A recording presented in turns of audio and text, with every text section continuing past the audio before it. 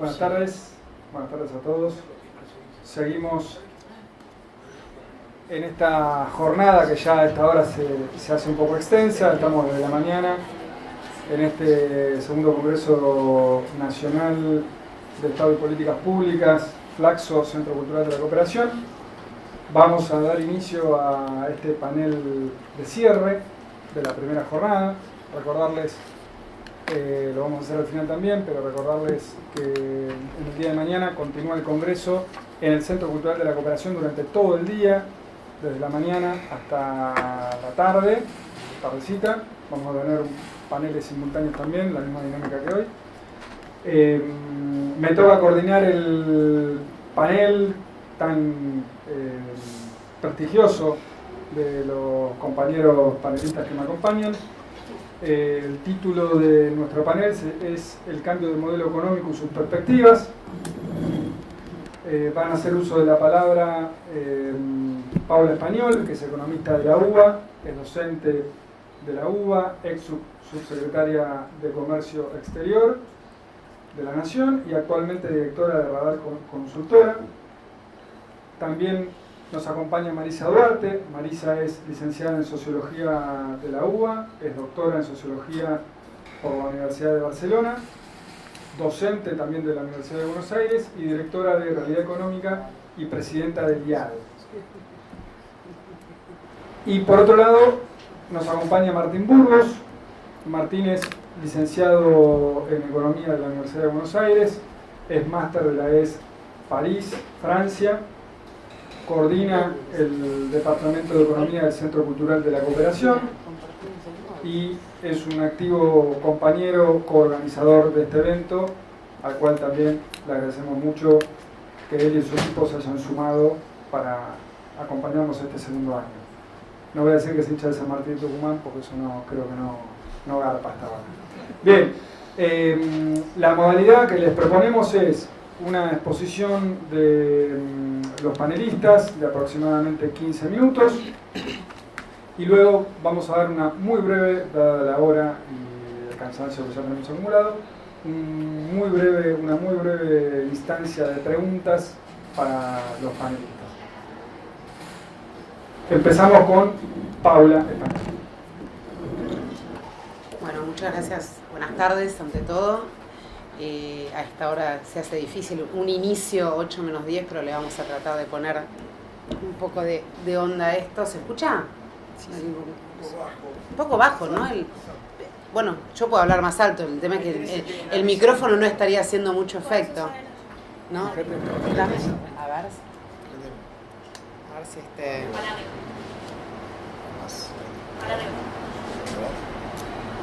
Golpealo, ahí está. Ahí está. A ver, ahora un poquito más. Ok, dale. Sí, parece algo que en general no tengo problema de volumen de voz, pero bueno. Así que por eso vamos a tratar de hacerlo dinámico a esta hora. Empiezo, rápidamente, que bueno, agradezco a Arturo la presentación y en nombre de Martín a los organizadores por invitarme a este cierre del primer día de 2 jornadas que se ven bastante interesantes y tupidas en esto que es el debate que, si bien atraviesa muchas áreas, en particular en lo que tiene que ver con economía, creo que es un debate que es atrapante. A mí, además de ser economista, como me tocó ejercer la función pública, vinculo mucho el estudio de la economía a después cómo se puede ejercer las políticas públicas y además también la formación que uno tiene para después cómo se aplican las políticas públicas, qué lineamientos tienen. Incluso es algo que trato bastante de darles en el debate a los alumnos, yo de la materia Estructura Económica Argentina, y se trata de ver eso, bueno, el devenir, el derrotero de la Argentina en la Facultad de Ciencias Económicas, acá un par de cuadras en las cuales cada vez que uno le dice que hacer política industrial es distorsionar el mercado, tiemblan las paredes, tiemblan los alumnos, y en ese debate y en esa interacción me parece que es interesante pensar estas jornadas, en particular en lo que hace a lo mío, que es la economía. De todo el mundo, digamos, de las tantas esferas en materia económica que hay, a mí me interesaba, sobre todo porque es un área que conozco mejor, porque además ejercí en ella y es a lo que me sigo dedicando, es al tema de digamos, relacionamiento externo, o sea, política comercial, pero también vinculado a los acuerdos comerciales, y pensar en el marco de lo que se está pensando en esta jornada, que es cuáles fueron las transformaciones o los principales lineamientos de cambios,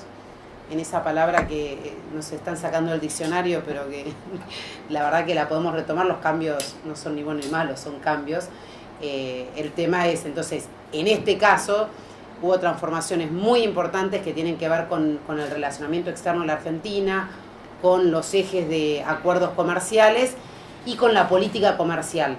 Entonces, son dos temas que yo quiero abordar que me parece que son de bastante actualidad, porque tienen que ver, digamos, yo quiero enfocar el tema de la inserción internacional o del relacionamiento externo en lo que hace a la negociación Unión Europea-Mercosur, porque me parece que es por dos razones, porque me parece que es un fiel reflejo de cómo se entiende la inserción internacional hoy, y digamos, y donde hubo muchísimos cambios de cómo nos pensamos nosotros como Argentina en el mundo, porque además tiene un nivel de actualidad muy grande, porque en los próximos días va a haber la última reunión que se está planteando en Bruselas del Mercosur con la Unión Europea para tratar de acelerar lo máximo posible y firmar al menos el acuerdo que puedan, y como sea un acuerdo de Unión Europea-Mercosur, que la verdad que es un acuerdo que tiene muchísimas aristas y que, de ser firmado y después de ser validado,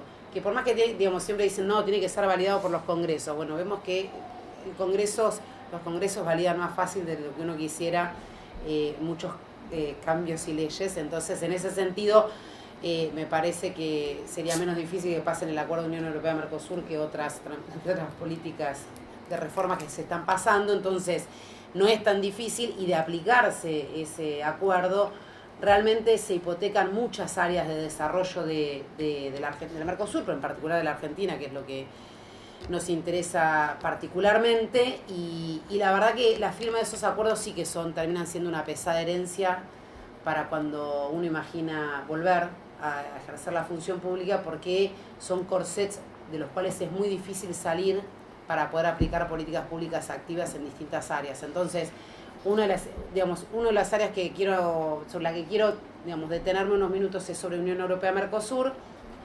Luego también sobre la OMC y sobre qué tipo de inserción nosotros nos pensamos, pues aparte también la OMC, nuevamente la ministerial que se hace cada 2 años, ahora va a ser acá. O sea, estamos planteando un esquema de mucha inserción en el mundo, y me parece que se está armando, se está planteando de una manera que como mínimo es ingenua, para ponerle un adjetivo. Y en esa ingenuidad de cómo nos insertamos hoy, se llevan puesto, por decirlo de una manera, muchísimas herramientas de política, y se busca una inserción que, lejos de ser, que la palabra inteligente, dista mucho de caracterizar el tipo de inserción que pensamos hoy. Y el tercer punto, que quiero abordar también rápidamente, es el tema de política comercial y de administración del comercio y los riesgos que hay en este proceso de apertura que estamos teniendo hoy. Entonces, como les decía recién, el tema del acuerdo Unión Europea-Mercosur, que es un reflejo del tipo de inserción que hoy se plantea en el mundo, porque inserción inteligente está planteado de cómo relacionarnos, es volver a relacionarnos con las potencias. Relacionarnos con las potencias tiene que ver con cuál es el tipo de estructura económica y de modelo de desarrollo que uno se plantea, y es esta idea que además muy claramente se planteó de ser el supermercado del mundo.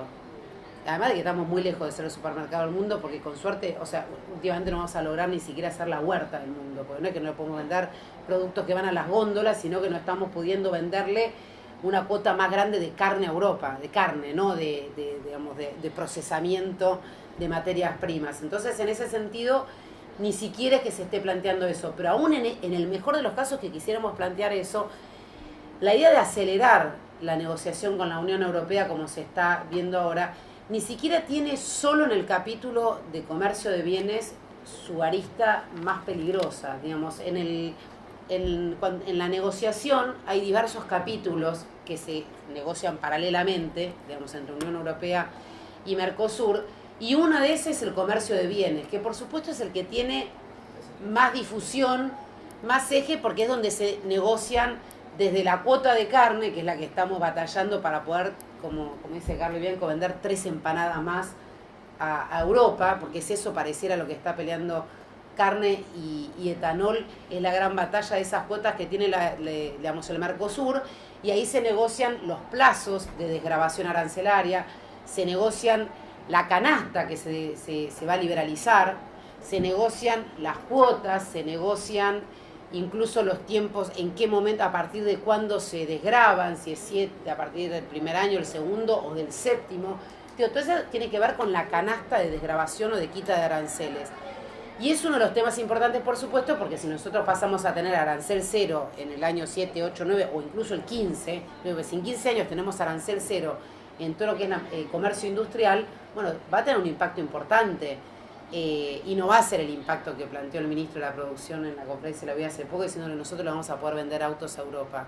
Yo diría que va a pasar exactamente lo contrario. Pero bueno, en todo caso, ese es uno de los capítulos, que no es menor. Ahora bien, en paralelo se discute compras públicas.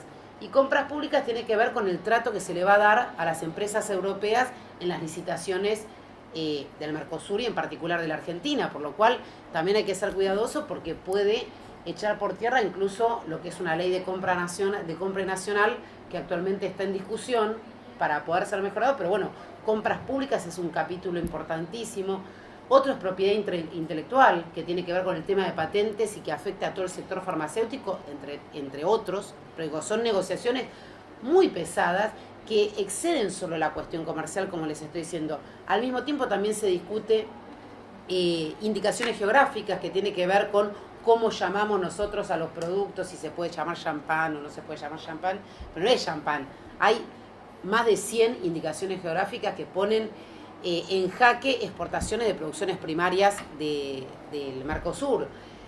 Después están todas las medidas sanitarias y fitosanitarias que también implementan o que, digamos, se tratan de poner barreras arancelarias y pararancelarias. Son todos capítulos que exceden y que van mucho más allá y que dan cuenta de que estos megacuerdos que se están tratando de firmar son mucho más grandes que la cuestión comercial en sí misma y, como insisto, lo que ponen en jaque son herramientas de política económica para el desarrollo que después difícilmente se puedan aplicar en el mediano y largo plazo o más adelante cuando uno pretenda desde el Estado poder aplicar este tipo de políticas. Y que son estos megacuerdos los que están ahora en danza. Hay uno que estaba apenas, digamos, hubo cambio de gobierno, otro que estaba en danza, era el acuerdo y la intención de la Argentina de entrar en el TPP. Ahora ya parece historia económica, gracias a la victoria de Trump en Estados Unidos, pero digo, íbamos hacia eso también, que lo que hace es debilitarle el relacionamiento con la región y con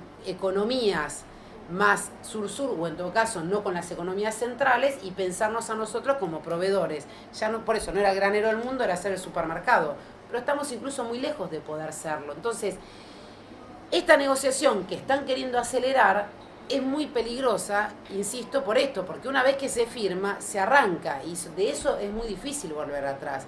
Y es un reflejo, insisto, de ese tipo de inserción que se está pensando y que quiebra por completo lo que se venía planteando hasta este momento.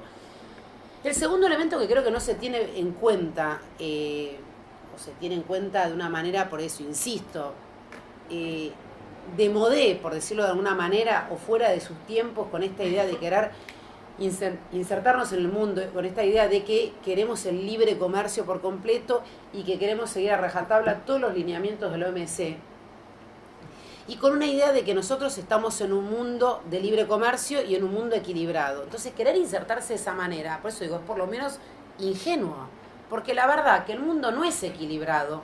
Las instituciones internacionales como la OMC, que es una especie de, yo siempre digo, como la Corte Suprema del Libre Comercio, donde se van y se hacen todos los casos, y la que, digamos, regula y legisla el libre comercio, no es una institución equilibrada y pareja para todos los países. Porque la verdad que cuando uno ve cuál es la dinámica en la que funciona la OMC, en general lo que vemos es que los casos que plantean los países en desarrollo, cuando logran plantearlos ahí, tardan años en ser resueltos, como han sido el caso de las bananas para Ecuador, el algodón para Brasil, o incluso el caso de la carne para la Argentina, que todavía estamos tratando de ver si vamos a poder venderle a Estados Unidos, O de la misma manera, bueno, ni hablar los limones, los famosos limones, si logramos vender limones a Estados Unidos. Entonces digo, esas instituciones no funcionan de una manera equitativa. Entonces nosotros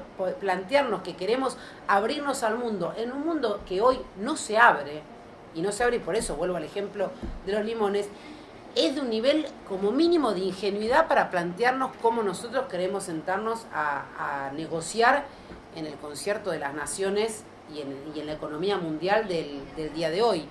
Lo mismo sucede cuando se plantean, o sea, porque el planteo de las economías en desarrollo tienen que liberalizar sobre todo los aranceles industriales. No tienen que subsidiar a sus industrias porque eso penaliza el libre comercio. Y entonces en realidad, pues digo, ¿qué tenemos? Nosotros no podemos subsidiar a nuestras industrias porque eso no promueve el libre comercio. Y sin embargo, cuando nosotros queremos vender nuestros productos, o incluso, digo, el Mercosur, América Latina, África, países que venden productos primarios, se enfrentan a esquemas de subsidios que no se pueden discutir, como es la política agraria de la Unión Europea. La política agraria de la Unión Europea, en su planteo, digo, que era de 2014 a 2020, pensaba invertir 60.000 millones de euros por año en subsidios. Y esos subsidios no se pueden poner en discusión a la hora de cuáles son los precios internacionales de los bienes primarios que venden las economías en desarrollo. Y eso está fuera de discusión, porque eso venía antes. Entonces, o el Farm Bill que tiene Estados Unidos para promocionar su producción primaria, eso no se discute. Sin embargo, los países en desarrollo, que además digo, la Argentina, que tiene, o sea, el Mercosur tiene en promedio un 35% de la EC, del arancel externo común. Y la Argentina tiene un promedio de arancel en su comercio del 11%. No es que vamos a terminar los aranceles son la gran barrera al comercio. Y sin embargo, hay que bajar todos esos aranceles. Ahora, yo los invito a ver cuáles son los picos arancelarios que tienen Japón con el arroz, Estados Unidos con las frutas, los países nórdicos de Europa con los lácteos, y son aranceles que en sus picos arancelarios, cuando quieren poner barreras, tienen 3 dígitos, son 100, 200, 300%, y nos están discutiendo aranceles de máximo del 35% que tenemos ahora en nuestros países, o cualquier tipo de política que tenga que ver con administrar el comercio, y nosotros decimos, sí, es cierto, somos el país más cerrado del mundo. Nosotros, digo, ¿qué es el país más cerrado del mundo? Porque además hay cierto fetichismo del libre comercio. Digo, ya no es el fetichismo de la mercancía, sino que es el fetichismo del libre comercio. Y es que el libre comercio es bueno. Y además que el libre comercio lleva el desarrollo. Y la verdad que Burundi tiene el mismo nivel de apertura que Estados Unidos, o que Australia, más o menos, o Japón. ¿Y qué? O Ruanda, o países. ¿Y qué me dice el desarrollo eso? La verdad no me dice mucho. La tasa de apertura, aparte digo, Estados Unidos de hecho tiene menor apertura que nosotros. Cuando se toma el índice, digamos, se toma el promedio del Banco Mundial, Expo más IMPO sobre PBI, es un país más cerrado que la Argentina. Y sin embargo, somos el país más cerrado del mundo. Entonces el debate es abrirnos cómo y para qué, y con quién. Entonces ese es el problema que tenemos hoy. Hoy se lleva adelante una política de apertura comercial y de desregulación de todas las herramientas que había de administración del comercio, y digo, que se hacían en su momento con una cantidad de criterios importantes, y hoy se están bajando todas esas, esas barreras o esa administración del comercio que había. El resultado que tenemos es, en 2 años se duplicó la importación de autos. Entonces, aún en un mercado, porque además el año pasado cayó la actividad de la producción en todos los bienes, pero aún en un mercado en el que está creciendo el patentamiento, la producción de autos cayó 10% todavía este año, y el patentamiento de autos importados crece, y ahora ya no es que son mitad y mitad, sino que 77% de los autos patentados este año son importados y 23 nacionales. Entonces, aún en un mercado en el que está creciendo, porque se duplicaron las importaciones de autos, la importación de bienes de consumo finales, pero digo, la importación de papa, zanahoria y frutilla. No es que solo importamos autos o importamos bienes de capital porque no los producimos. Entonces, ese es el planteo que tenemos hoy. Y además, a mí me parece que un elemento que es central es que la velocidad de daño de una política de apertura hoy es mucho más grande que la velocidad de daño que podía tener una política de apertura, como tuvimos unos pocos años en los 70, en la segunda mitad de los 70, o incluso en los 90. Que este me parece que también es un elemento central. ¿Qué quiero decir con, por qué digo esto? No es que la velocidad de daño, porque por un lado, digo, comparando con los 90, para empezar, en los 90 no teníamos la situación de excedentes de stock que hay en toda la producción a nivel mundial. Por ejemplo, digo, para tomar un caso, el acero. El acero, hoy sobran 700 millones de toneladas de acero de capacidad de producción en el mundo, de la cual una parte importante está en China. Hoy China, que es el otro elemento, en los 90, China no era un actor en el comercio internacional como lo es hoy, no solo porque no era parte de la OMC, porque no tenía el nivel de penetración en el comercio que tenía en el mundo en ese momento que hoy. En los 90, China era marginal, incluso por ejemplo en la producción de acero. Hoy China produce el 50% del acero del mundo. Y agarramos el acero, agarramos los agroquímicos, agarremos la siderurgia, agarremos los bienes capital, agarremos la producción que se quiera. Y eso es clave, porque ¿qué sucede hoy? China tiene la capacidad de producir. Hoy los medios de comunicación, la tecnología permite, porque, o sea, no sé si se acuerdan acá, algunos acá se acuerdan todos, por suerte, porque cuando doy clase de los 90 no se acuerda nadie, porque no tenían 5 años. Pero acá nos acordamos todos. En los 90 no existía el mail, el correo electrónico. Hoy los pedidos, o sea, de pero no solo Alibaba, los pedidos que puede hacer cualquier productor y empresario, más la red de distribución que tiene hoy. Entonces, es rapidísimo. Y en 2-3 meses tienen colocado acá. Y además, ya China dejó de decirte, no, solo te produzco 150 millones en serie y de un solo color. Te dice, querés 3 blancos, 2 colorados, 4 platos, un color. Lo que quieras. Se hace hoy. Y además los bienes de capital también son de mejor calidad. Entonces, el nivel de velocidad en el que puede haber producción importada acá, el nivel de calidad que puede tener, las comunicaciones que lo permiten y la inserción de China hoy en el mundo y en la Argentina es mucho más grande. Entonces, hoy la apertura no tarda 5 o 6 años en generar una penetración y un daño en el tejido productivo. Y con esto, termino, es el daño que está generando esto hoy en la caída de la producción, o sea, en el sector industrial, el daño que está generando en el empleo. Nosotros empezamos a ver, y de hecho salieron ayer los datos del CIPA, que es el sistema que lo que mide es el trabajo registrado, pero hace 24 meses que cae el empleo industrial, sin parar, hace 24 meses y no se recupera, y no se va a recuperar, aún cuando los últimos 3-4 meses hubo recuperación del EMI, que es el indicador industrial, recupera un poco la actividad y el empleo sigue cayendo. Y eso genera además un impacto, porque además el empleo sigue cayendo, se precarizan las relaciones laborales, está cayendo el empleo registrado y está subiendo el cuenta propia, está lleno de emprendedores. Hay un boom de la cerveza artesanal y eso va a reemplazar todos los trabajadores que teníamos en las fábricas trabajando hasta hace 2 años. Y eso además genera exclusión y un montón de otras cosas sobre las que no me voy a meter porque hay otros panelistas que lo van a hacer con mucho mejor conocimiento que yo, pero lo que digo es, tenemos este tipo de inserción internacional con esta apertura ingenua, por ponerle un adjetivo, que se está viviendo, tiene una velocidad de daño en la producción, en el empleo y en la exclusión muy grande, sin olvidar además un eje que era el que le iba a tocar a Emma, sin olvidar que este es el impacto negativo del tipo de inserción que se está planteando a nivel productivo de la economía real. Pero de paso, ya que estamos, la última postilla es, esto está generando un déficit comercial y externo que en 10 meses lleva 6.100 millones de dólares de déficit comercial. Vamos a terminar este año con un déficit de cerca de los 8.000 millones de dólares. 8.000, y esto es déficit comercial.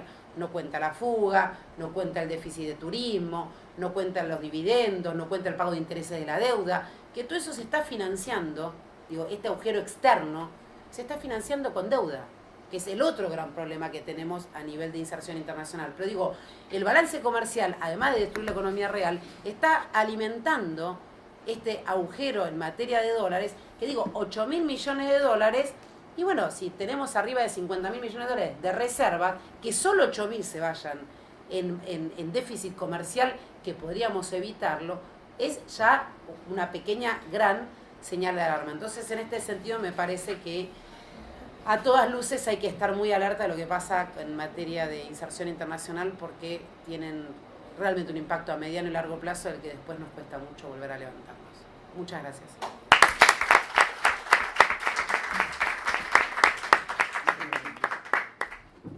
Bueno, muchas gracias, Paula. Le damos la palabra a Martín Porros. Bueno, ¿qué tal? ¿Cómo andan? Yo voy a centrarme un poquito más en lo que es Estado y Políticas Públicas, que es un poquito el nombre del evento, pero sin abandonar obviamente la economía. Me parece que nosotros la economía muchas veces lo miramos desde el sector privado, ¿no? Cuando uno agarra cualquier manual, incluso los clásicos, arrancan diciendo, bueno, ¿cómo funciona esto de la economía? Empezando con cómo funciona el sector privado. Y en una economía como la Argentina, en la cual el sector privado tiene muchas restricciones, la primera restricción externa, el Estado termina siendo fundamental en todo. O sea, si uno agarra la curva de demanda y la curva de oferta, el 40% de la curva de demanda es el Estado.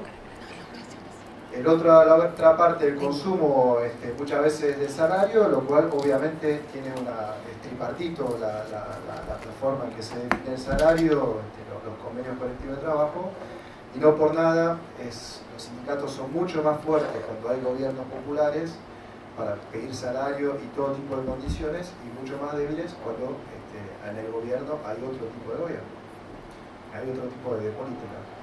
Y del lado de la oferta también pasa lo mismo. La verdad que muchos de los servicios que nosotros consumimos, servicios de educación, salud, son del Estado, muchos son todo lo que es la parte que es regulada por las tarifas, obviamente es política estatal, y el resto son los monopolios, con lo cual poco tiene que ver todo lo que... O sea, hay que mirar de nuevo un poquito cómo nos enseña la economía en general, más de esos supuestos atomizantes, qué sé yo, pero quiero insistir sobre esto, el Estado como poder económico, ¿no? Y eso se puede ver desde distintos lugares, pero obviamente me parece que se puede ensamblar un poquito con lo que vemos en este congreso, todas las charlas de los politólogos, en el cual el modelo económico no es una cosa que surge de otra cosa que sea el Estado.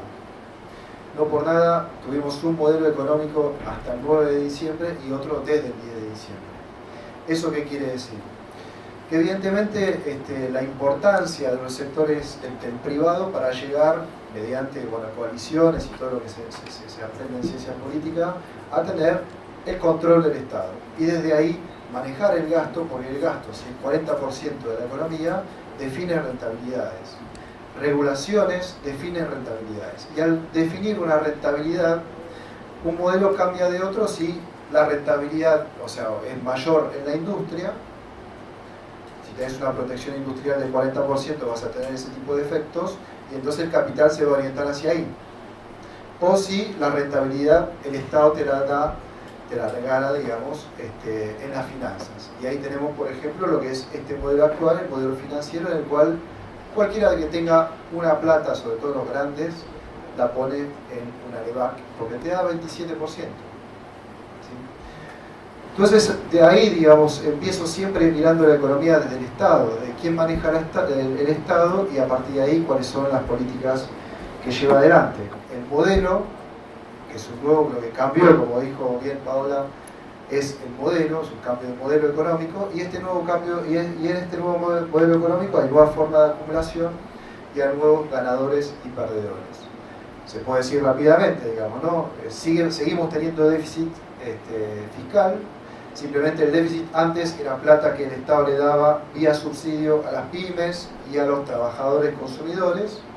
Hoy eso se lo sacó a estos grupos y se lo da a las finanzas y a las LEVAC. ¿No? Con lo cual seguimos teniendo el mismo déficit, simplemente los que se benefician de ese gasto es otro grupo social. Obviamente ese déficit se financia por emisión monetaria, aunque no se diga en la televisión, y ahí, digamos, quiero romper un poquito un cuco. La deuda externa no tiene mucho que ver con el déficit fiscal. Si vos podés llegar a tener un déficit fiscal sin tener deuda externa, sin ir más lejos de lo que pasaba con el gobierno anterior, y puedes tener incluso superávit fiscal con deuda externa. Simplemente la deuda la tomarán otro otros digamos, elementos que no sean otras empresas, que no sea el gobierno, otros entes económicos.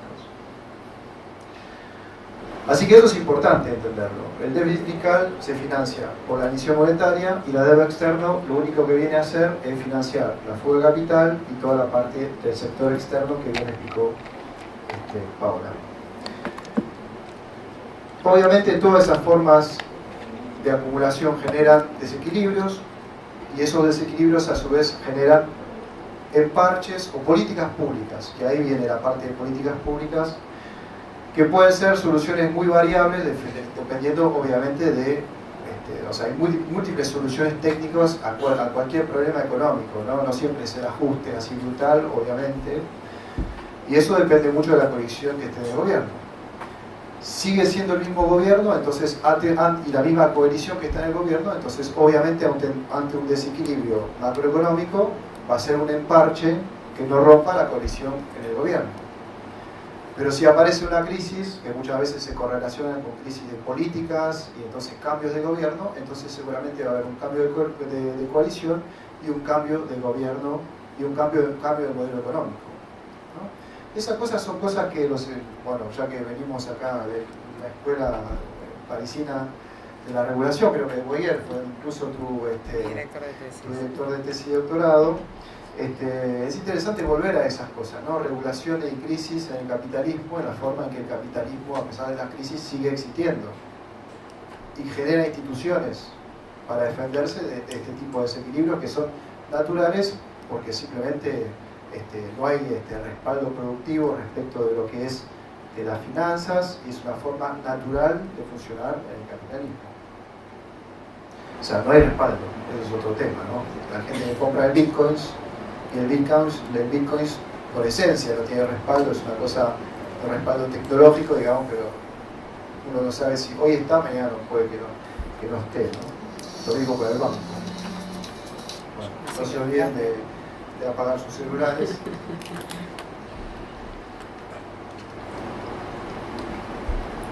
La cuestión entonces es que aparece la posibilidad de que el Estado sea exógeno, si se quiere, al modelo económico y lo pueda transformar.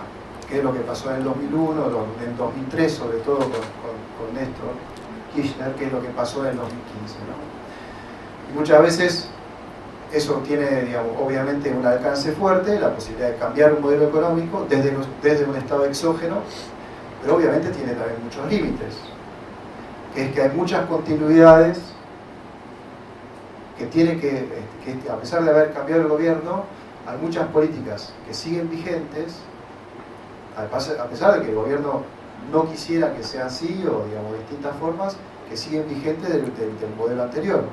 Ejemplo, retenciones. Hoy hubo un panel a la mañana sobre agricultura en el cual se decía, bueno, en verdad las retenciones nominalmente las bajaron 5%, pero todavía eso en lo concreto no se está dando, lo están atrasando y están viendo si van a bajar ese famoso otro 5% que tendrían que bajar el año que viene de retenciones, porque obviamente para ellos es recaudación y saben que si largan de pronto las retenciones va a aparecer un gran fenómeno inflacionario, lo cual sería problemático, porque la inflación es como el objetivo número 1 de este gobierno para bajar. YPF, Aerolíneas Argentinas, siguen siendo empresas públicas, la UH sigue existiendo, la ANSES sigue existiendo. Obviamente que siguen existiendo un poquito de instituciones heredadas del modelo anterior. No obstante, obviamente lo que está pasando es que esas instituciones ya pierden mucho sentido en otro tipo de modelo que tiene una raíz, una forma de acumulación principalmente financiera. Tomemos el ejemplo del ANSES.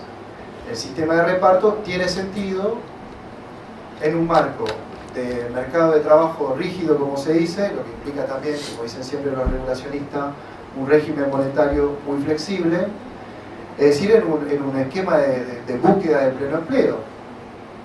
Si no hay pleno empleo es muy difícil poder sustentar económicamente, o una búsqueda por lo menos de ese pleno empleo, es muy difícil sustentar algo como el ANSES.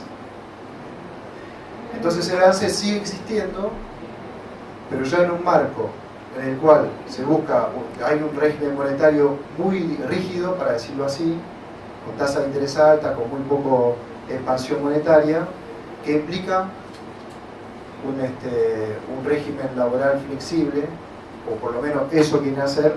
De ahí están, digamos, emparentadas los regímenes, las reformas que quieren hacer tanto en lo laboral como en lo previsional. Una es un poco de necesidad de la otra, pero a su vez la reforma laboral, tal como está planteado, la flexibilización, que va a generar obviamente más desempleo, menores aportes al ANSES, implica también una reducción de la plata que se le da por reparto a los jubilados. Si no, la cosa es totalmente insustentable, aunque es, de nuevo, es un parche al ANSES que esto de continuar va a tener, digamos, un fin, llega un momento va a tener, va a terminar siendo un desfalco, ¿no? Entonces eso me parece que son las cosas que aparecen y que ligan, digamos, una forma de mirar un poquito el Estado y las políticas públicas desde un lugar un poco más, incluso de la teoría política, para atreverse un poquito, pero que son importantes para un economista pensarlo desde ese punto de vista, porque siempre nos preguntan, y bueno, ¿y nosotros cuando volvamos qué vamos a hacer? Y lo que vamos a hacer no depende de la técnica económica, sino que depende mucho de la coalición política que logre esa vuelta, si se quiere. Y el cambio de modelo, los grados, la profundidad del cambio de modelo va a depender mucho de eso. Entonces, evidentemente, ya sabemos cómo es la historia. Ahí hay como dos posibilidades que se van delineando. Una es tratar de que, bueno, Unidad Ciudadana yendo sola, sin el Partido Justicialista, o digamos por separado, lo cual, digamos, en un escenario así de división, salvo una crisis fuerte, se supone que va a ser más difícil ganar. Y otro es uno de algo más amplio, pero que también implica una coalición de sujetos, de actores económicos más amplios. Entre otros, la problemática de juntarse con los grandes grupos económicos locales. Seguir en conflicto con ellos, con los techín, estoy hablando de esos grupos. Seguir en conflicto con ellos, seguir en conflicto con, o empezar a generar puentes para ese lado. Eso que es como una fórmula más light, que sería conjuntarse con el Partido Justicialista, muchas veces está ahí el gran meollo de la cuestión, no es solo político, sino es de actores económicos que están detrás de todo esto. Es un poquito, obviamente, eso implica muy pocos cambios respecto a lo que pueda llegar a hacer este modelo. Pero ahí hay de estar un poco desde la política las opciones que existen, y desde ahí también aparecen los economistas que pueden dar un programa en función de esas condiciones políticas que se den. Evidentemente, uno vio un aspecto particular en el 2001, que fue esa ruptura muy fuerte que permitió ese avance en lugares en los cuales, por ejemplo, muchos, como Paula, como toda una generación de economistas, que tal vez no se pensaba o no se vislumbraba en los años 90 que en algún momento pudieran estar en la conducción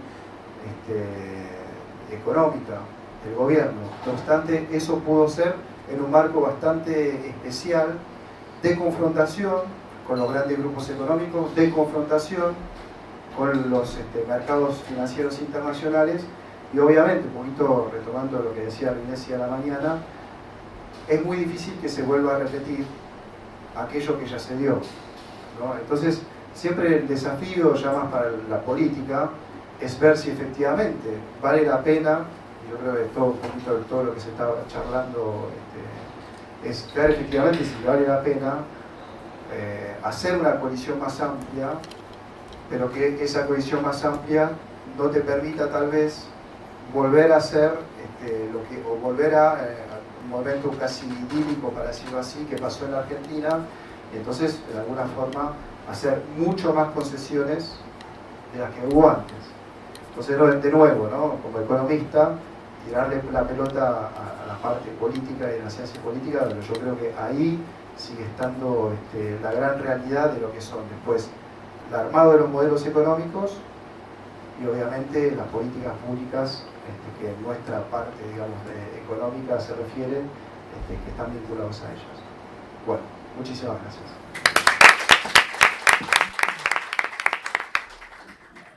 Muchas gracias, Martín, y le cedemos la palabra a Marisa. Bueno, muchísimas gracias, buenas noches ya. Celebro esta nueva oportunidad, me parecen muy importantes los espacios que podamos generar de encuentro, de escucha y de preguntas. El panel se llama El cambio de modelo económico y sus perspectivas, y fue una excusa fantástica para ponerme a hacer algunas líneas en ese sentido, que recoge bastante de la lectura que hicieron los compañeros, pero que de todas maneras voy a puntualizar algunas cuestiones para después tenerlas, que todos las tengamos en mente, para terminar sobre el gran interrogante de este momento, que es esto de las perspectivas y lo que acaba de mencionar Martín. Bueno, ¿qué pasa políticamente con eso? Por supuesto, esto no tiene ninguna pretensión de verdad, simplemente de sostener elementos para el debate. Está claro que en 2015 comenzó una historia distinta. Los principales rasgos de esta política económica hablan de un aumento de la deuda que no pasaba el 17% del producto, a estar hoy sobre el 50%, con más de 2.000 millones de dólares de endeudamiento externo. Es un endeudamiento récord para cualquier economía en los 2 años que va este monto. Además, con el agravante de que no va destinada a la estructura productiva, a alimentar la estructura productiva, digamos, en este sentido podríamos decir la deuda externa no es per se buena o mala, digamos, sino para qué usa uno los recursos que consigue vía endeudamiento externo, pero son destinados completamente a fines financieros, a financiar la fuga o distintas estrategias, digamos, que ha ido adoptando el capital propiamente financiero. En este sentido, las letras del Banco Central también equiparan prácticamente el monto que mueven a la masa monetaria, lo cual fragiliza mucho la economía. Saldo comercial negativo, se mencionaba acá, una actividad económica que en este año repunta respecto de un 2016 tremendamente malo.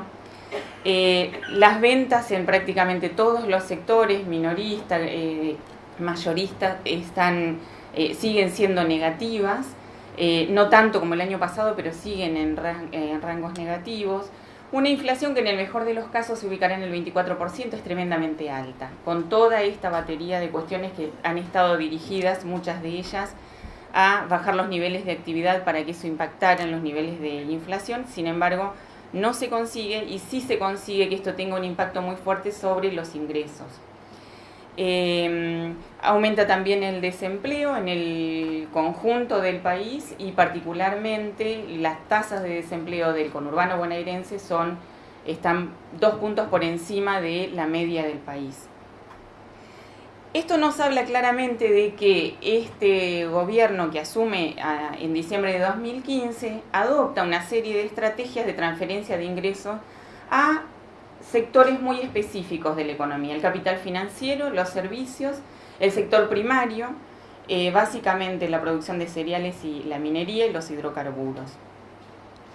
¿Con qué tiene que ver esto? No solamente con la situación propia del país, sino con un contexto internacional. Una crisis internacional que lleva pronto 10 años, que ha ido gestionándose y ganando tiempo, pero que no ha conseguido recuperar las tasas de rentabilidad previas a la crisis, al inicio de la crisis.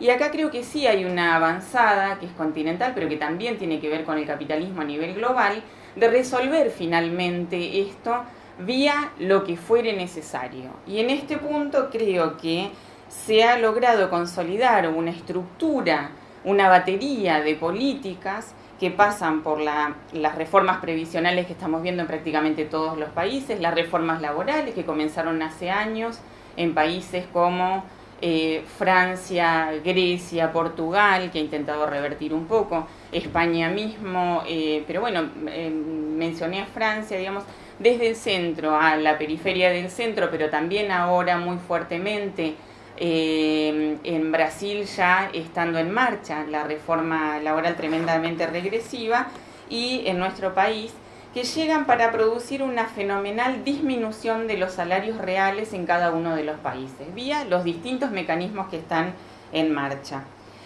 Esto, que tiene como principal objetivo recuperar los niveles de tasa de ganancia vía el aumento de la expoliación de los sectores trabajadores, repercute necesariamente en el poder de los sindicatos. Otra vez, al estilo de aquel conservadurismo de fines de los 70, se identifica como la principal razón de todos los problemas económicos a una clase social, que son las clases trabajadoras. ¿Qué pasa con estas políticas, con estas baterías de políticas plasmadas en una estructura social y política como la Argentina? Necesariamente tienen como condición un aumento del carácter represivo del Estado. Y lo estamos viendo. Lo hemos visto desde que asumió. Primero parecía que eran excesos, episodios aislados, digamos, desmadres de alguna fuerza en particular. Yo creo que no, que hay que poder mirar de frente este fenómeno, que eso debe funcionar como un límite, como el principio de la posibilidad de sustentar un régimen democrático, y que atraviesa absolutamente a todos los sectores sociales, fundamentalmente, por supuesto, las clases trabajadoras. Una segunda cuestión que me parece importante también para poder leer la actualidad es una situación que está provocada por la derrota electoral de 2015 y de la que todavía no se han podido desprender buena parte de los actores sociales que deberían ser aquellos que estarían encabezando, digamos, este punto de fuga que podría tener este proyecto. Y en ese punto creo que no permite pensar bien, ni mucho menos definir estrategias políticas a futuro, ni el enojo, ni el reproche, ni el pase de facturas, ni la acusación a los compañeros sobre los errores que se pudieron haber cometido. Lo que debería quedar claro acá es que en 2015 hubo una derrota. Ahora eso no implicaría pasar a revisar toda la etapa previa como si allí estuviera el origen de todos los males. El origen y el fin de los males está acá, en el presente. Entonces me parece tremendamente sano, saludable, energizante comenzar a pensar desde el presente para no seguir dilapidando energías y fuerzas en una discusión medio estéril, digamos, acerca de quién habría sido el responsable de la derrota, si hubiéramos hecho otra cosa. No, estamos en este momento, es el presente el que nos invita a replantearnos un futuro con lo que tenemos construido en el pasado. En ese sentido, lo que tenemos por delante es volver a poder pensar un proyecto de desarrollo en la medida en que las fuerzas sociales puedan habilitar eso, pero volver a plantear, volver a poner en la discusión todas las discusiones de fondo, que no quiere decir el haber perdido, digamos, en instancias electorales, que aquello no tuviera validez. Tenemos que poder pensar con mayores corset, como nos mostraba Paula, y con estando a la defensiva de una política tremendamente agresora de los derechos a todo nivel, volver a pensar las grandes cuestiones que que podrían identificarse como, bueno, qué características tendría hoy un proyecto de desarrollo nacional. En ese punto creo que nos falta desplegar más inteligencia en la lectura de los actores sociales, para no caer en las viejas estructuras y en las viejas alianzas que daban lugar a los proyectos de desarrollo. En estos años, y cuanto más tiempo pase, digamos, sin que consigamos establecer una estrategia común para responder al conservadurismo imperante, lo que ha ocurrido es una gran segmentación de las clases trabajadoras y también una gran segmentación de las clases capitalistas, donde hay una parte de los sectores burgueses, que podríamos identificar grosso modo como la oligarquía, que estuvo siempre, que estuvo esperando y que ahora está dando el zarpazo, que nunca va a formar parte de esto, porque es muchísimo más funcional a aquellas políticas del capital financiero que tienen eje en otro espacio, que gana, que ve reflejado sus intereses en el funcionamiento de un capitalismo despegado de la estructura productiva. Ahora, después habría otros sectores, todos ellos tremendamente modificados por el avance y por el paso de distintas políticas que permean a todos los sectores sociales. Entonces ya no tiene sentido plantearse al viejo estilo si hay una burguesía nacional, no hay una burguesía nacional, quiénes serían los buenos, esto de que Techín, ¿qué es al final? Porque resulta que tiene el dinero en Liechtenstein, que tiene el principal paquete accionario, está ubicado en las Islas Caimán, por decir algo que seguramente es así, lo vi en su momento, ahora no recuerdo el dato concreto. Y son además de origen italiano y siempre estuvo en duda, digamos, y toda vez que el Estado argentino intercedió a favor de ese tipo de empresariado, después no fue retribuido consecuentemente, porque está claro que si yo tengo el Estado, impongo las políticas y puedo poner el pie sobre determinados actores. No sé si hoy daría para Techín, pero determinados actores los podría conducir, digamos. Ahora, también esto que refiero sobre quiénes serían los sectores capitalistas y si hay alguien dentro de todo eso capaz de apoyar un nuevo proyecto nacional y popular. Pero también me pasa que en las clases trabajadoras yo tengo una gran segmentación y hoy no puedo saber tampoco tan sencillamente cuál es la estrategia política de cada uno de esos sectores. Entonces me parece que falta poner inteligencia en esa cuestión que está en el fondo de la posibilidad de pensar una estrategia de desarrollo a largo plazo. ¿Quiénes son hoy los sujetos sociales? ¿Quiénes podrían ser? ¿Quiénes podrían encarnar al sujeto histórico capaz de hablar en estos términos? Esa es una primera cuestión. Lo segundo, que tiene que ver con poder hacer un análisis de esta alianza gobernante que escape a los extremos, digamos, porque hemos visto desde medios, además de los que no lo esperábamos, por eso todavía estamos tratando de digerir, el extremo de que, bueno, Cambiemos sería el nuevo el partido de la derecha, que nunca, bueno, por fin, ahora sí hay un partido y arrasó y va a seguir ganando y esto no viene para muchísimos años y hay que aprender y un poco hay que copiar y todo eso, y eso no me parece que lleve a ningún lugar. Como tampoco lleva a ningún lugar la imagen de que esto se cae enseguida. El capitalismo no se cayó nunca y hubo muchísimas iniciativas incluso para tratar de derribarlo y hasta ahora han sido pocos los casos, es cierto, honrosas excepciones, pero no es tan fácil que se caiga un esquema capitalista en un país. Entonces creo que ninguna de las dos lecturas debería ser. Y sí apostaría más a que Cambiemos ha intentado consolidar una alianza, que es la que gobierna en este momento, pero que no es tan sólida. Hemos visto numerosas contradicciones, tiene un cierto complejo, digamos, que se ve por momentos, hay discusiones al interior, pero hay intereses económicos bastante diferentes, y en esos intersticios es donde uno debería intentar hacer mella, meterse en esas que son contradicciones al interior de ese bloque que hoy domina y sabiendo que la posibilidad de asaltar ese poder está bastante lejos. Entonces lo que tendría que tratar es de desarmarlo, de desarticularlo, de corroerlo, de estar todo el tiempo mostrando que se está en contra de esa política, pero además que se tiene una idea de hacia dónde se quiere ir. No nos resulta tan sencillo hoy encontrar qué se piensa de la industria nacional, aquellos referentes, líderes, conductores políticos que tenemos.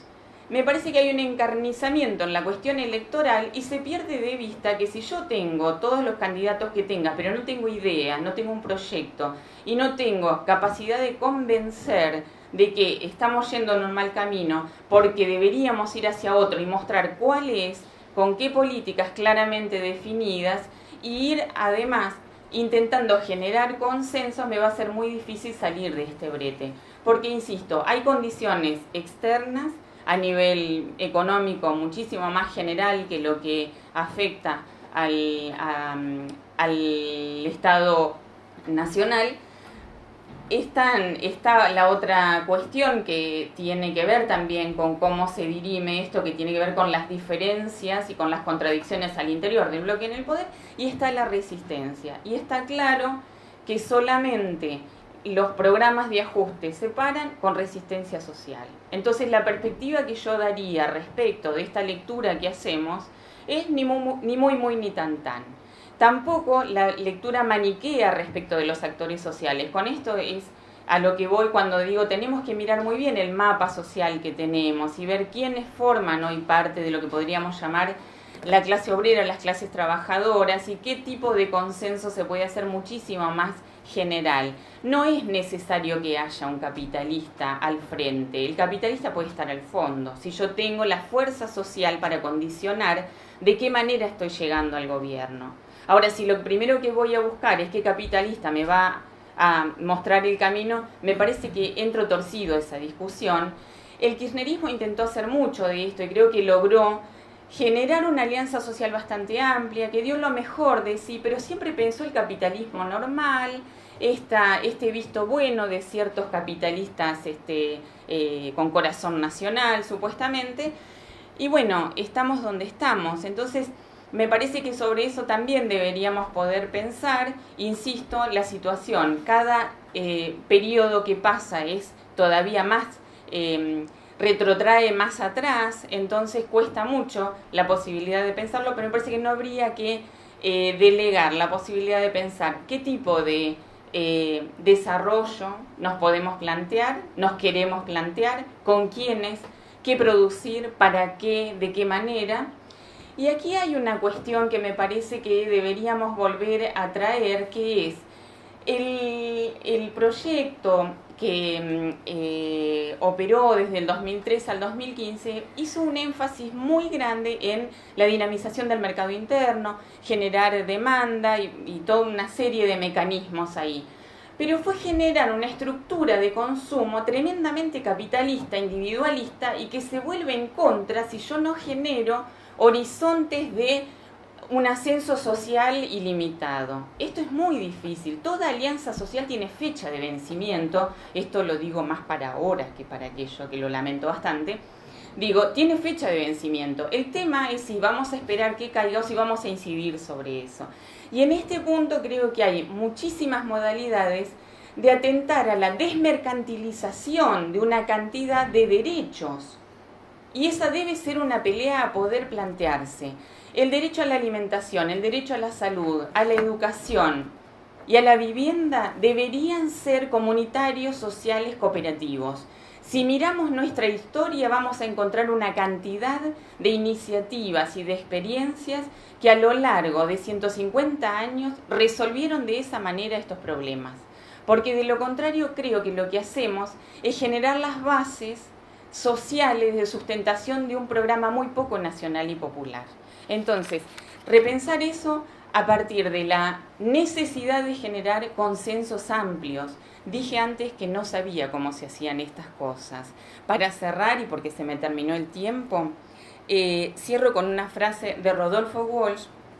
Estos pensadores, cuando decía lo de mirar para atrás, me gusta encontrarme con esa gente que sigue funcionando como el faro en la tormenta, que decía, en medio de esa lucha por la justicia, la libertad y el imperio de la voluntad del pueblo, sepamos unirnos para construir una sociedad más justa, donde el hombre no sea el lobo del hombre, sino su hermano. Muchas gracias.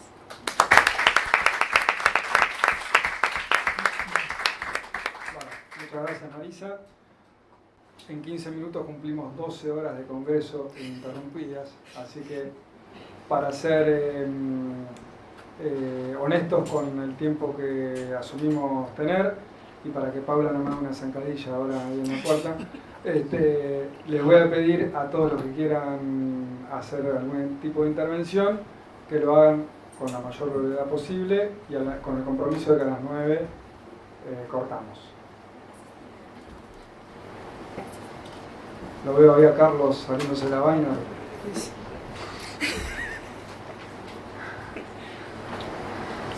¿Qué tal? Buenas, Matías, mi nombre es Tucumán.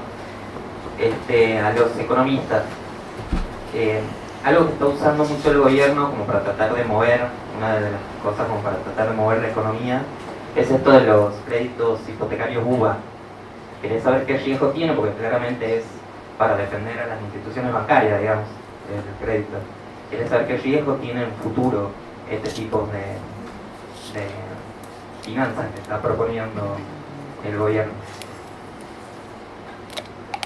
Podemos recoger algunas otras intervenciones y contestamos todos juntos, ¿le parece? Bueno, Tengo varios comentarios, preguntas, rápidamente. Creo que, perdón, Ahí.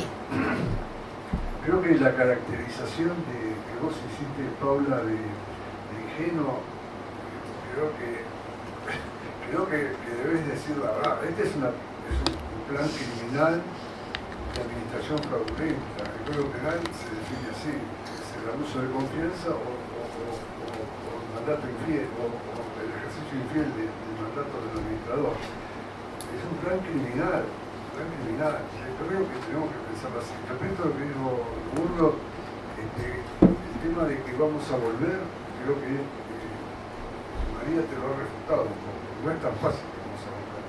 No es tan fácil. Pero lo tomé así, ¿no? No es que... En fin, yo creo que nos tenemos que ajustar a una realidad de que no sé si vamos a volver. No igual. Vamos a volver con la frente marchita. Y me pareció muy interesante lo tuyo, María, lo de todos, porque hiciste un análisis político, me parece sobresaliente, de perspectiva, ¿no? No todos han sido sobresalientes, pero quiero remarcar esto de que tenemos que puntualizar las cosas como son. No es de modelo, no sé si vamos a volver, tenemos que prepararnos para eso.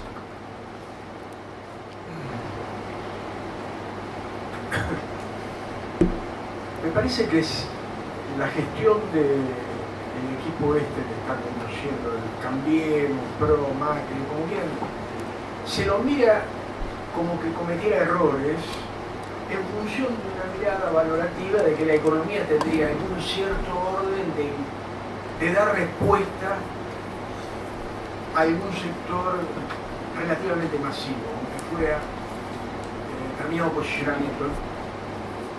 Las decisiones que toman son de alguna manera destructivas. Parecería que es producto de errores. Las preguntas que hago en función de una mirada, me parece que se está tratando de condicionar el futuro, ¿no? Es decir, produciendo hechos que generen un condicionamiento futuro del cual la posibilidad de un proceso de mejora, de desarrollo, de contención, ¿no?, aunque débil y con dificultades, podría llegar a ser imposible, ¿no? Una de las razones es el nivel de endeudamiento y las condiciones que ese endeudamiento genera, haría que si se volviéramos, decir, las condiciones que han firmado esta gente hace que se llegue fácilmente a esa sesión de pago, y el respaldo de eso de alguna manera sería recursos naturales y condiciones sobre la gestión, ¿no? Y este es un punto que planteo, que ya no es un problema, digamos, una condición muy limitativa, ¿no? hacemos dos más y le damos lugar a la intervención de los panelistas. Es una pregunta concreta para los tres porque, Paula, si bien vos sos economista, trabajaste en el gobierno anterior y más política. El lunes estuve en una charla con Daniel Arroyo, y que el 10 días asume como diputado del Frente Renovador, y yo le preguntaba, porque él hablaba de una categoría panperonismo, etc. Bueno, y yo le preguntaba si hay gente dentro del Frente Renovador que está dispuesta a digamos, aliarse o a sumarse en una oposición mucho más amplia y oposición más fuerte con gente como Axel o Máximo, por poner los dos referentes. Y él me dijo que es como que se va hacia eso, como que es indefectible. La pregunta es si ustedes consideran efectivamente que es así, porque vos hablabas de unidad ciudadana por afuera del PJ, o si creen, si están de acuerdo con él, que efectivamente se va eso. Teniendo en cuenta que hay gente ahí como el Vasco, de Mendiguren o Graciela Camacho, etc., que siempre fueron tan opositores. Sí, última y cerramos. Sí. ¿Es ahora o no? Bueno, no, por ahí lo que quería plantear y un poco también dejar la inquietud es lo siguiente.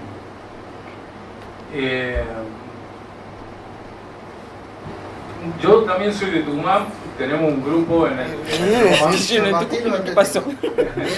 Atlético, por supuesto. Hay una representación de Son visitantes. Bueno, en el norte se ha trabajado mucho y se ha investigado mucho sobre el tema de la minería. Y bueno, con respecto a lo que se planteaba un poco ahí, digamos, sobre qué actores políticos se involucran desde el punto de vista de lo económico, es decir, qué segmento del capital nacional puede llegar a ser parte de una alianza estratégica para retomar el gobierno.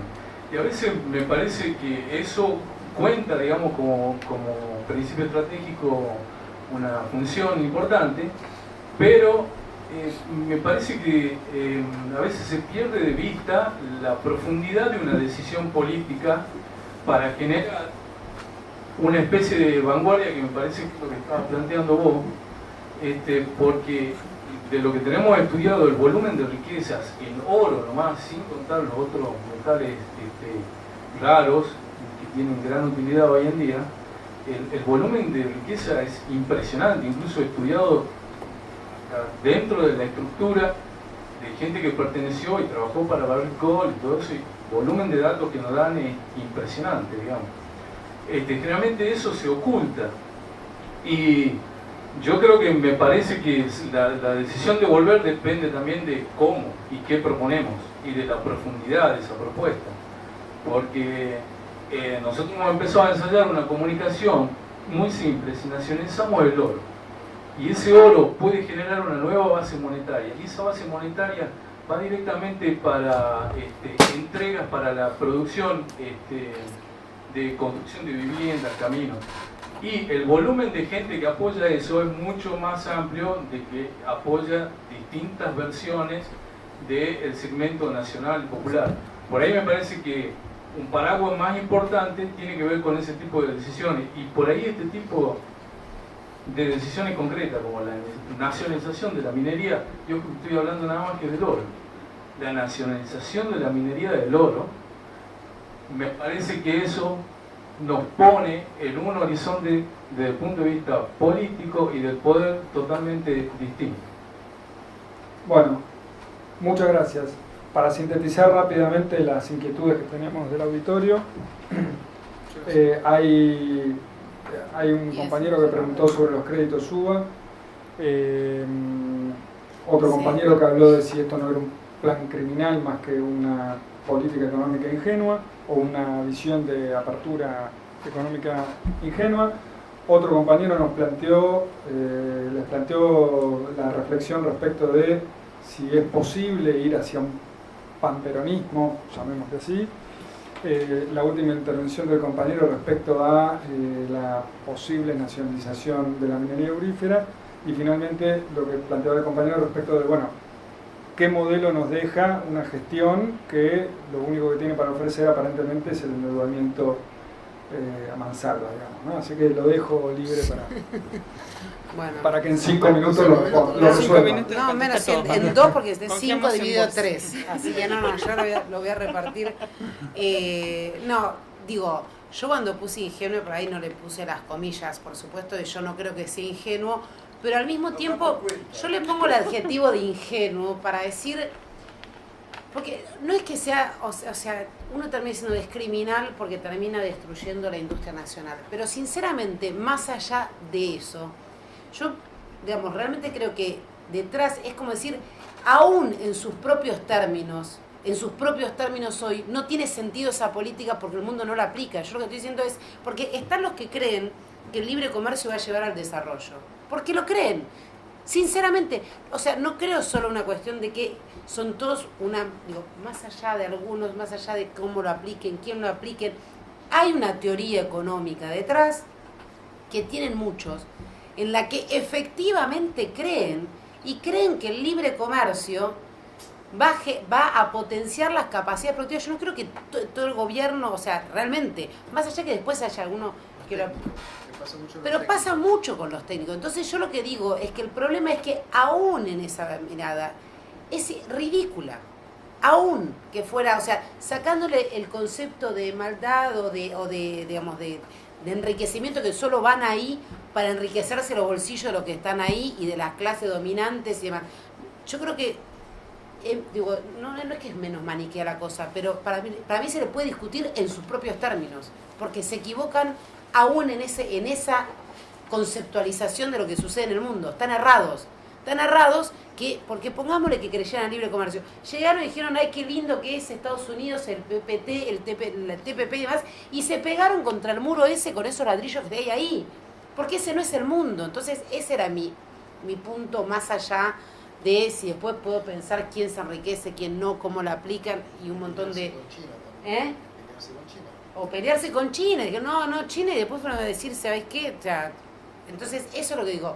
Creo que entre ingenuidad, ineptitud y además, porque yo creo, como diría Mirta, están sobreideologizados. Y después el mundo, les pasa, están sobreideologizados de derecha. Después hay, o sea, con el tema UBA, yo la verdad que dejar al señor que anda en el mundo bancario te lo va a poder contestar mucho mejor. Yo personalmente no tomaría un UBA, pero que se lo dejo a él, que está mucho más vinculado con el tema. Después la cuestión sobre el panperonismo, el acuerdo, habría que preguntarle, yo creo, más que nada justamente al renovador si está dispuesto a hacerlo, que si a Unidad Ciudadana o a un sector que está hablando de la necesidad de... renovador se quiere ir al panque. No, pero creo que es eso, es realmente si quieren ser opositores. Si quieren ser opositores, hay muchos, como Arroyo, por ejemplo, que efectivamente lo quieren hacer y que yo los imagino difícilmente votando algunas leyes que se están queriendo votar ahora. Yo creo que hay que pensarse de esa manera para imaginar una oposición y una alternativa, porque si nos cerramos a que no se logre eso, va a ser muy difícil volver a ganar, que después volvemos al tiempo, volver a ganar, volver para qué, en qué país quedamos, que tiene que ver un poco, volver a ganar, porque aparte de volver a hacerlo y con qué fuerza, que va un poco la pregunta de, ¿nacionalizamos el oro? Y nos costó 8 años de gobierno y sacar el 54% para renacionalizar YPF, que además fue una privatización absolutamente absurda, porque no había privatizado, ni Chile privatizó el cobre. El mundo del neoliberalismo que tenemos al lado como conceptualización de país, y no lo hizo. Y lo mismo, y ni siquiera México había antes privatizado el petróleo, nosotros lo habíamos hecho. Y hay que ver, porque ahí tiene que ver algo con lo que seguramente va a poder Marisa hablar mucho mejor, que es el correlato de fuerzas. Hay que ir, las nacionalizaciones no se hacen diciendo, uy, me voy de usted. Hay que tener alguien atrás para que hacerlo. Alguien aquí atrás también para volver a hacer gobierno, y yo estoy de acuerdo, uno puede decir, bueno, ¿qué país nos van a dejar? Pero si hubiéramos pensado así, no hubiera existido el 2003-2015. En el 2003 decías, ¿qué? Un país en default, 25% de desempleo, incendiado y con cuasimonedas. Vámonos a casa. Y terminamos 12 años después con un país completamente dado vuelta. Si podemos volver a tener ese boom de los precios internacionales, que declarar el default, renegociar la deuda, aquí hay otro Néstor, bueno, no lo sé, pero lo que digo es, sí, no va a ser un país fácil el que dejen, y va a tener hipotecado una cantidad de cosas, pero al mismo tiempo nosotros teníamos un montón de tratados bilaterales firmados previamente que nos ataban, y un montón de ataduras que había en ese momento, y después hay ataduras que uno puede decidir que no son tan importantes, no son tan ataduras. Entonces, quiero quedarme con un mensaje de optimismo, y paso la palabra. Bueno, yo traigo el pesimismo, entonces. No, la suba lo que tiene es un poco que toda la economía, no sé si se van dando cuenta que se va siendo indexada de nuevo a la inflación. Y todo la gran meta del gobierno es bajar la inflación, con lo cual la suba es, entre otros, eso. O sea, es buena si pasa eso. en balance y pasa lo otro, es decir, que hay una devaluación y entonces todo se va al diablo.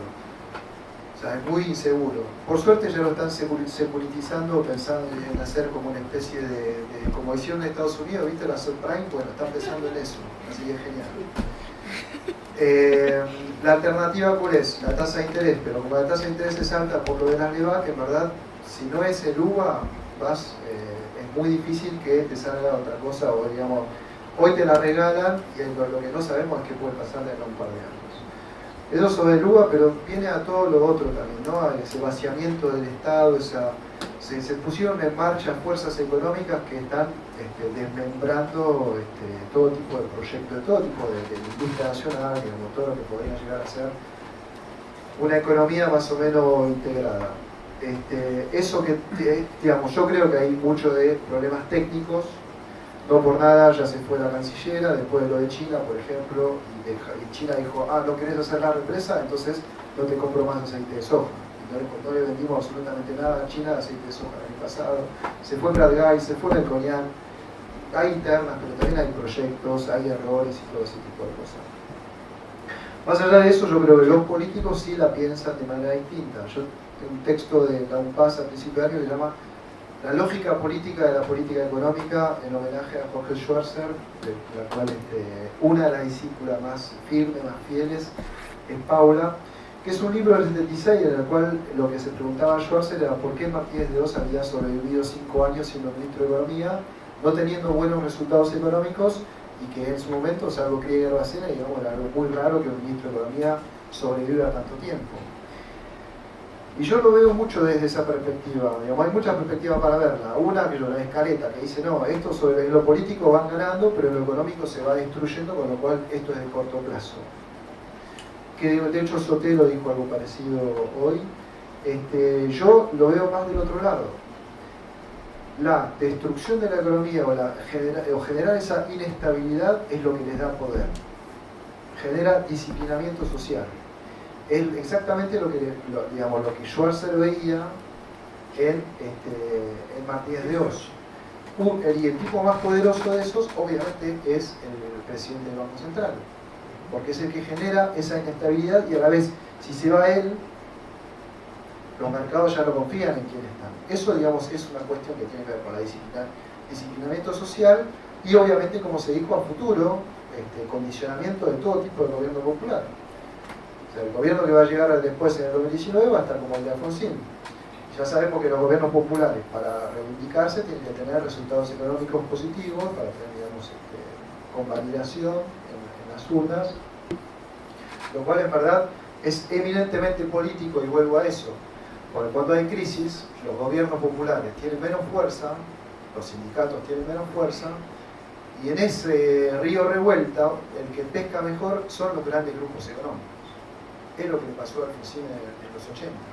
Los grupos económicos en la crisis tienen más poder. Poder político. Poder político. Entonces el paper pasado era una cosa cortita que salió por ahí y me parece que ahí hay como para mirarlo, yo lo miraría más desde ese lado.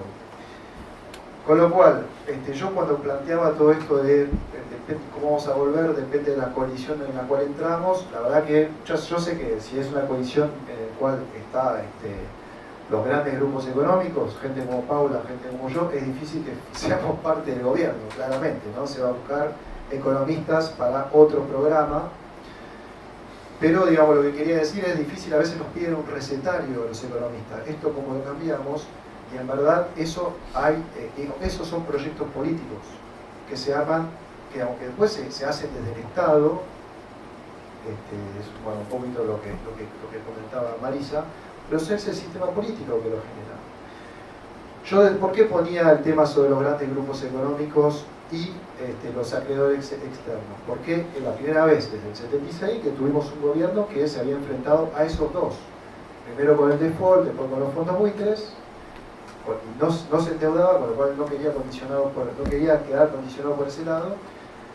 Y el segundo es la importancia que tuvo el cepo del 2011 al 2016, no tanto con la clase media, porque si uno mira los datos, se levantó el cepo y la clase media sigue comprando 500, 100 mil, 800 mil millones de dólares 800 millones de dólares en billetes por mes, lo cual es una barbaridad, pero es lo mismo que antes. El que está haciendo la diferencia en la fuga de capitales son los grandes grupos económicos.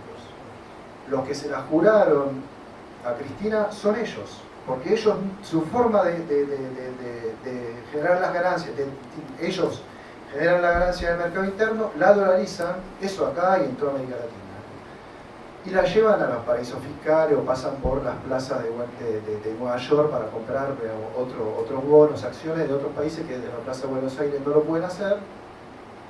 Bueno, así funcionan los grandes grupos económicos locales.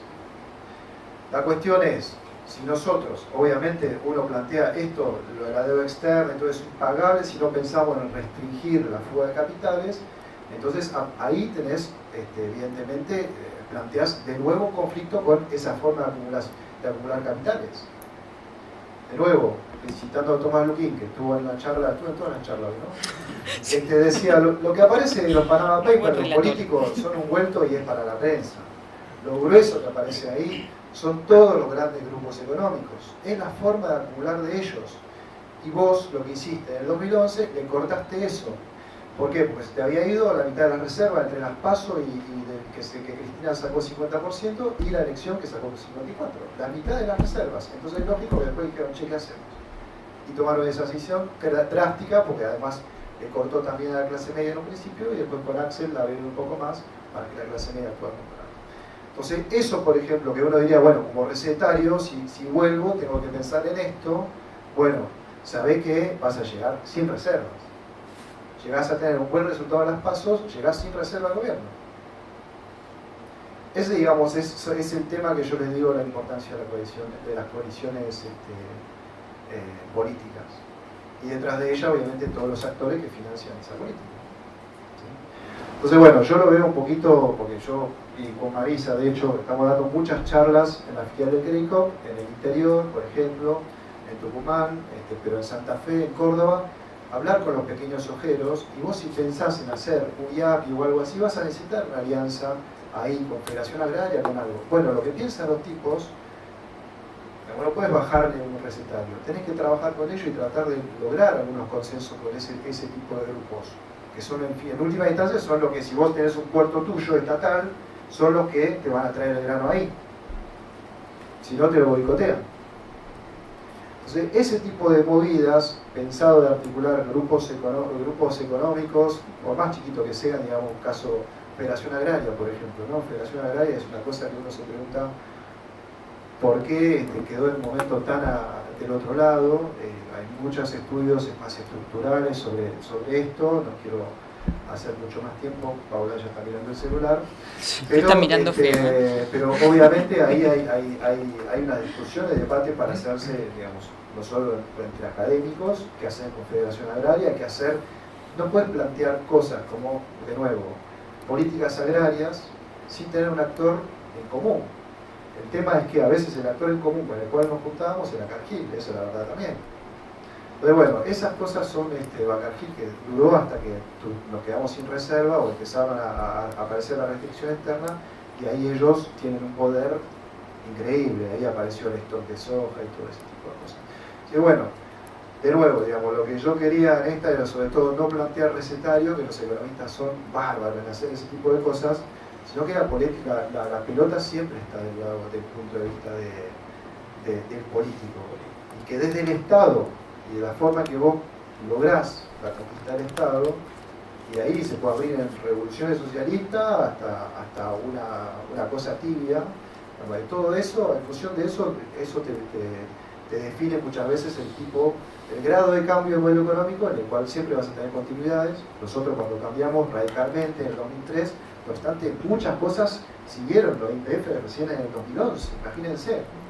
Continuidades hay, son los límites de los cambios de modelo, pero, y bueno, y la profundidad del alcance de tu cambio de modelo depende de eso, de con quién estás y contra quién estás, ¿no? La política misma. Cierra Marisa, últimos 2 minutos. Bueno, para ir al punto, que me parece en este repaso que hicimos un poquito de la cuestión económico-política. esta pregunta sobre el panperonismo. Este es un punto, estamos en un momento que puede funcionar como punto de inflexión. Todos estamos mirando a ver qué es lo que pasa en las fuerzas políticas que mejor han expresado a los sectores trabajadores, nacionales, populares, como se le quiera llamar. En eso hay dos grandes, hoy grandes polos.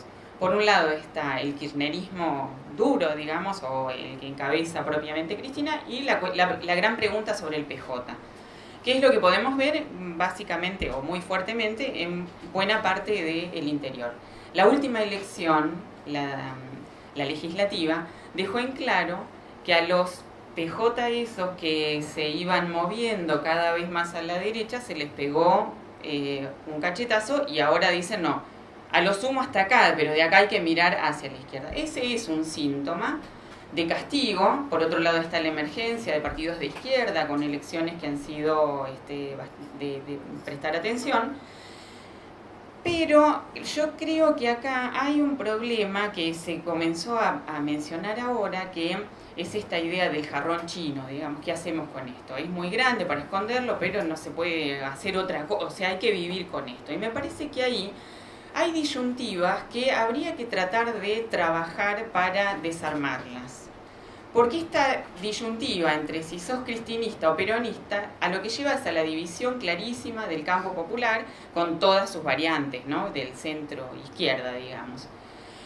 Y entonces, me parece que la gran cuestión acá es, más que la pregunta sobre el cristinismo o el pejotismo, tiene que ver con Cristina misma, que se piensa a ella como la conductora misma, como la conductora máxima de absolutamente todo eso, donde hay muchos que están retobados ahí, que no aceptan el corsé, o la desaparición de ella. Y creo que esa es la disyuntiva equivocada, que habría que tratar de avanzar hacia esquemas de funcionamiento político, de generación de consensos, que después terminen permeando hacia los liderazgos encumbrados.